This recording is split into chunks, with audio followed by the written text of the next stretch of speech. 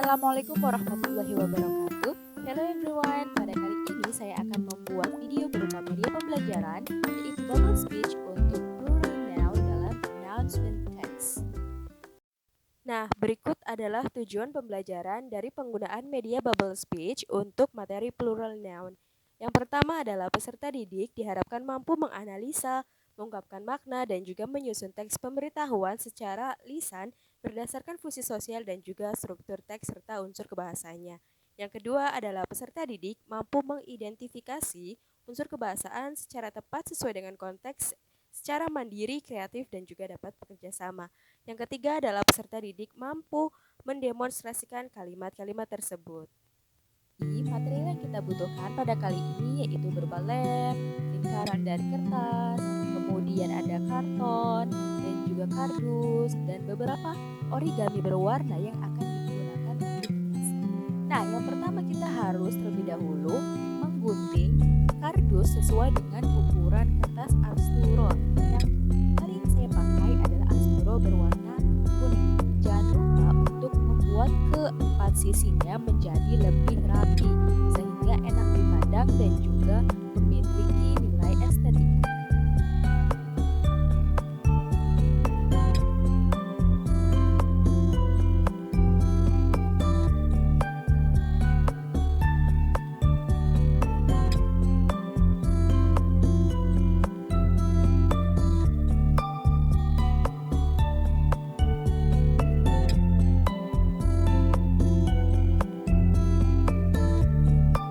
Oke, sekarang sedikit lebih rapi, tapi jangan lupa bahwa kita juga harus menempel kertas asturo berwarna kuning sesuai dengan ukuran kardus yang sudah dipotong tadi.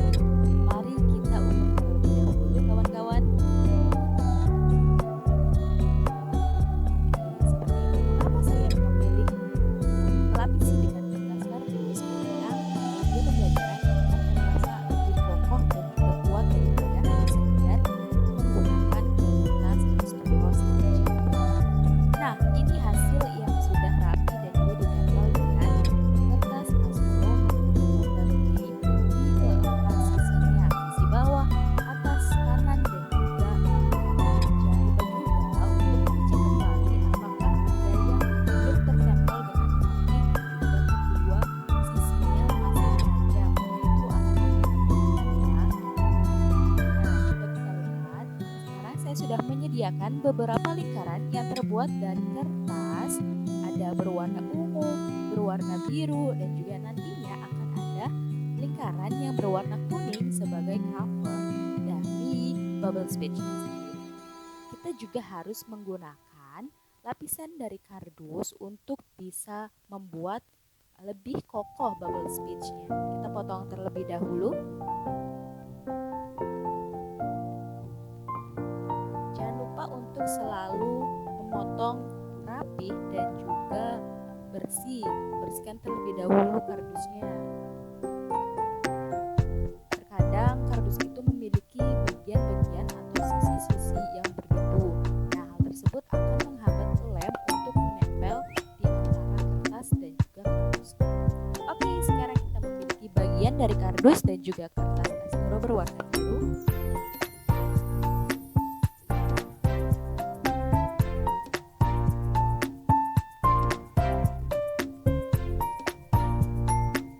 Kalau kawan-kawan masih ingin menggunakan kardus, maka kita juga bisa mengukur sama dengan sebelumnya. Hal tersebut akan memudahkan kita untuk memiliki kardus yang ukurannya sama, tidak lebih besar ataupun lebih kecil.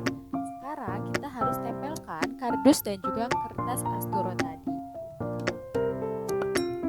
Tempelkan dengan lem kertas secukupnya, jangan sampai terlalu basah karena akan merusak tulisan di atas kertas.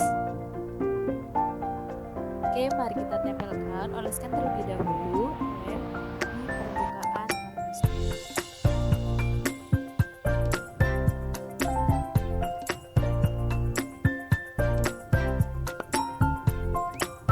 Jangan lupa rapikan kembali agar memiliki kesan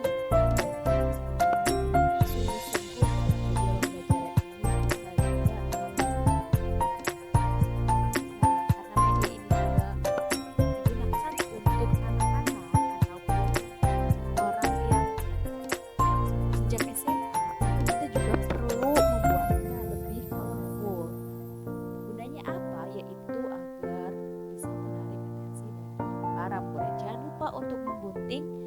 beberapa sisinya menjadi lebih rapi dan juga tidak tajam.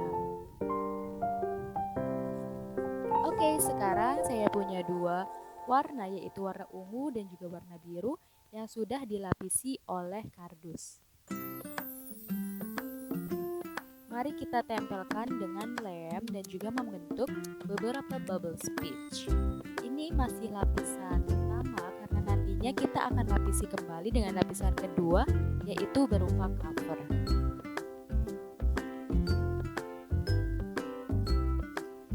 Kita tempelkan.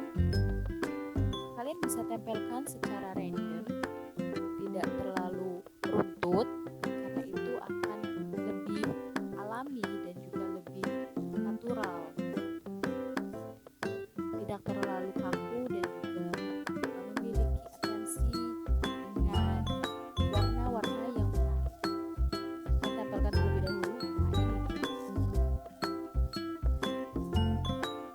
Make sure apabila lemnya masih belum rekat, maka kita perlu tekan-tekan sedikit. Ini bubble speech yang sudah saya tempelkan beberapa, ada berwarna kuning, ungu, dan juga biru. Kita akan membuat lapisan kedua. Ini konsepnya seperti pintu rumah ya teman-teman. Jadi kalian bisa membuka dan juga menutup bubble speech-nya. Untuk lapisan pertama itu akan digunakan menulis dari singular noun. Sedangkan untuk lapisan kedua, yaitu di dalam, kita akan fokus pada materi kita, yaitu plural noun, sehingga murid-murid atau anak-anak itu bisa mengerti bagaimana perbedaan dari singular noun dan juga plural noun sendiri.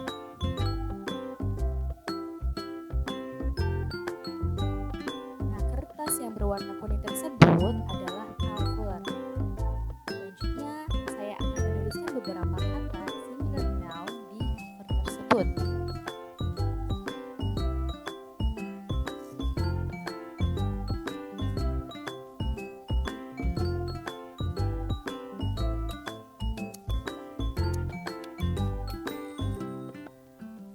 Mari kita tempelkan terlebih dahulu untuk cover yang terakhir. Tara! Kita coba buka satu persatu dan juga mengecek apakah ada lem yang belum merekat secara sempurna. Nah, lapisan yang kedua dan ketiga kita bisa uji. Oke, semuanya sudah merekat sempurna ya teman-teman. Kalian bisa membuka dan juga menutup bubble speech tersebut. Selanjutnya kita akan beri animasi di pinggirnya. Namun tahap itu tahap terakhir ya.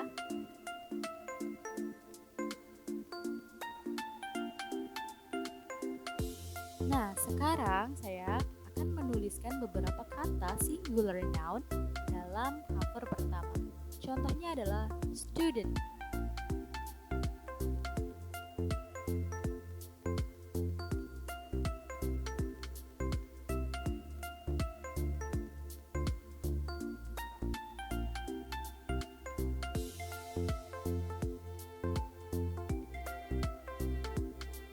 Sekarang kita bisa lihat, nah ini adalah cover kedua di dalam, yaitu ada materi kita plural noun students.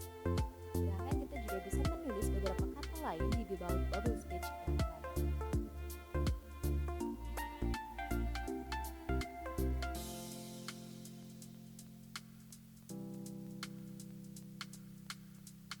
Oke, inilah hasil akhir dari bubble speech untuk materi Plural Noun Micro Teaching 2022. Ada beberapa kata yang sudah saya tulis, masih ingat kan? Bahwa di cover adalah singular noun, sedangkan untuk di dalam adalah plural noun. Ada beberapa kata seperti kata student, boy, girl, dan juga person. Student, yaitu kita bisa lihat bahwa singular noun dan tidak ada tambahan suffix ataupun tambahan prefixnya. Sedangkan apabila kita buka, nah ada tambahan suffix students di akhir kata students atau murid, sehingga maknanya juga berubah menjadi murid-murid. Kita cek lagi, students. Sudah saya garis bawahi, ada tambahan suffix s di akhir kata students. Sedangkan kita cek yang lain, ada kata boy atau anak laki-laki. Oke, B-O-Y, boy. Nah, kita lihat, nah ini adalah bentuk dari jamak boy, boys. Ada tambahan suffix s di akhir kata boy. Untuk contoh yang lain, bagaimana seperti kata girl atau kata person. Kita lihat terlebih dahulu girl menjadi girls. Ada akhiran atau suffix s di akhir kata girl. Sedangkan untuk kata person, apakah sama seperti sebelumnya? Apakah kita harus menambahkan suffix s seperti persons? Persons, apakah seperti itu? Tentu tidak, kawan-kawan. Jadi untuk kata person sendiri ada sedikit perbedaan. Untuk kata person itu memang singular noun, tapi untuk plural noun-nya menjadi people. People atau orang-orang. Kata jamaknya orang-orang, seperti itu. Lalu masih adakah ingin tahuan mengenai plural noun? Once more. Nah, sekarang kita ikuti arah panah yang sudah menunjukkan berupa announcement dalam sebuah sekolah. Saya akan terlebih dahulu membacakan, yaitu The Students Association will hold a students gathering for students of grade 7 on August 15 at home. Please all students come. For more information, contact Rudy at the Students Association office. Students Association. Nah, kita bisa analisis mana nih yang termasuk ke dalam plural noun. Sudah kita pelajari sebelumnya bahwa plural noun memiliki beberapa ciri seperti ada suffix s di akhir katanya ataupun yang lain-lain. Tentunya ada beberapa kata yang perlu kita ingat karena tidak semuanya mengikuti aturan ditambahkan dengan suffix s di akhir kata.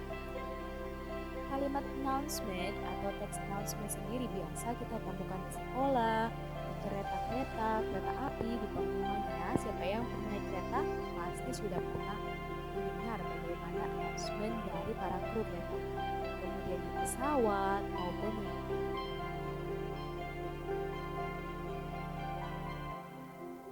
Nah, untuk contoh yang lain yaitu berupa this dan juga these.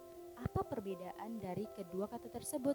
Ada contohnya, yaitu these are apples. These are apples. Sedangkan yang sebelahnya this is apple. This is an apple. Sedikit berbeda karena this is an apple dan juga these are apples memiliki auxiliary be yang berbeda. Yang pertama are, sedangkan yang kedua is. Yang pertama menunjukkan bahwa apple adalah bentuk kata benda jamak. Dan juga ada tambahan suffix s, apples. These are apples. Sedangkan untuk yang sebelahnya atau di bawah, ini this is an apple. Seperti itu. Jadi ada sedikit perbedaan antara plural noun dan juga singular noun.